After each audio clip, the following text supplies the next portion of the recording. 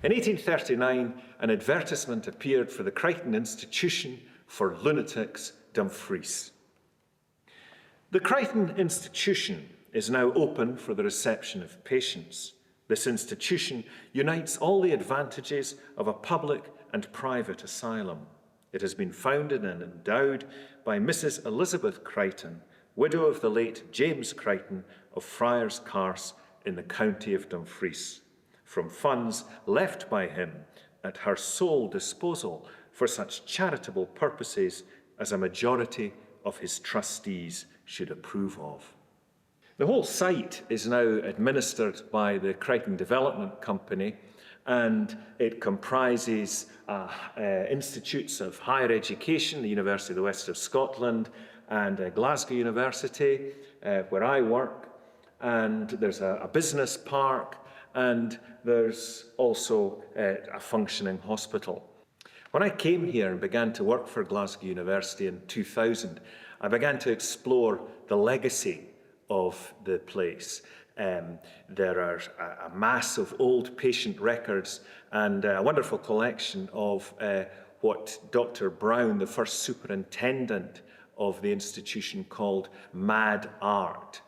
And I also began to imagine other personalities visiting this place or being kept here, like Peter Pan, or a visit from Sigmund Freud. And the collection of poems, Dear Alice, Narratives of Madness, are my poetic responses, my explorations of this legacy and my responses to it. One of the things I like to do in this collection was to bring other people, other personalities within the compass of the Crichton site. And one of the ones that I brought as an inmate imagined here was Peter Pan. This is Peter Pan writing to Alice in Wonderland in the title collection of the poem in the title poem of the collection, Dear Alice. Dear Alice, thank you for your last letter with all its glittering tales of wonder. You made my Neverland sound almost dull. True, I'm in a rut with Hook. We spool out all that old patriarchal nonsense, an endless workshop to locate a lens, a looking glass, to show us what we are, why we fight on, yet show no scars. And you'll need lifetimes to unravel the myriad meanings of your marvels. Wasn't it Freud who said dreams of falling concerned the act of love? The image rings such bells with Tinker Bell. Hope you don't mind. She seizes all my letters, zealous but kind in her own way. She's at least a regular. She took her red pen and fairy ruler across all that nibbling and tasting too. She claims both you and the White Rabbit knew what he'd lead you to. Me, I'm captain of my own ship, absolved from time's stain, though I'll never step ashore. The sun sinks now over these soft green hills. Muffled, I hear geese's meaningless calls. Somewhere I've missed out on love, dear Alice. Wendy tells me I don't know how to kiss.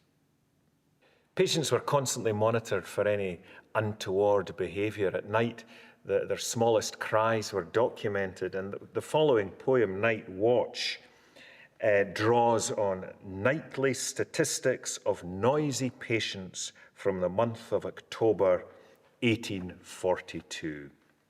Night Watch, 1842. When night falls and all others have resigned their trust, I walk the galleries, the guardian, the master of all that stalks their fitful sleep. I inquire into all complaints, gratify all reasonable desires. I compel those with angry and turbulent passions to follow healthier trains of thought. I give due ballast to the most frivolous claims, become master of reason when I've need to flatter the restless and the noisy. What spikes your night are pictures, I tell them. One's convinced that shadows cut her like knives.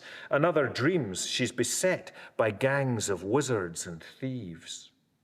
To those who sing or whistle or laugh, or to one who struts the long gallery and chants, dirty slut, slut, I'll bring the required balm.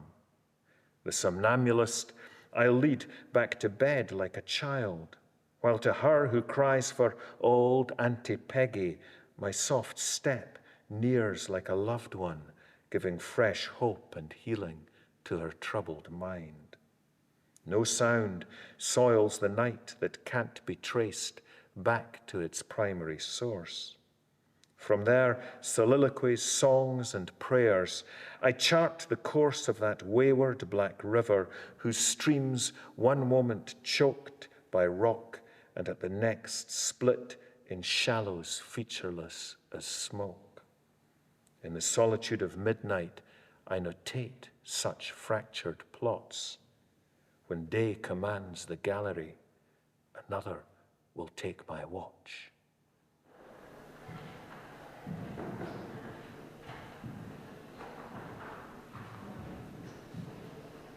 This is from a poem from a sequence called Resistances that is drawn from Patient Notes, Female Admissions in 1839.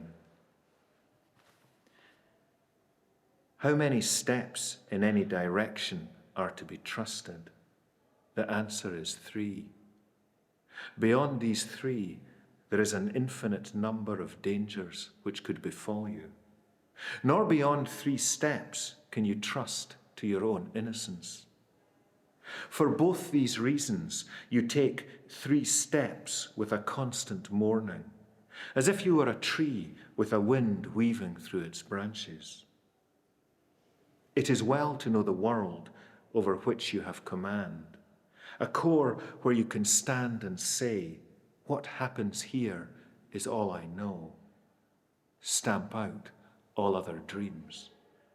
I will let into my world 3 things: air, light, and the trapped sparrow matron took a brush to.